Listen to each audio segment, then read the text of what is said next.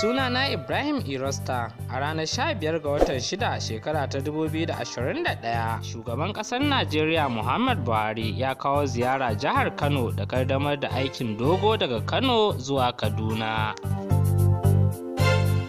Da buɗe aikin mai girma gwamnan jihar Kano Dr. Abdullahi Umar Ganduje an sanya ɗambar aikin dogo a garin Zawaciki da ke karamar hukumar Kumbotson jihar Kano. Shugaba Buhari ya ce gwamnatinsa za ta ci gaba da bada fifiko ga ci gaban hanyoyin jiragen ƙasa saboda muhimmancin tattalin arziki. An bada kwangilar aikin, ana sa ran kammala aikin cikin watanni 18 cewar kamfanin. Daga nan shugaba Buhari ya wuce katafariyar gada mai hawa 3 da ke Dangi cikin karamar hukumar Tarauni, wadda mai girma gwamnan jihar Kano Dr. Abdullahi Umar Ganduje ya samar.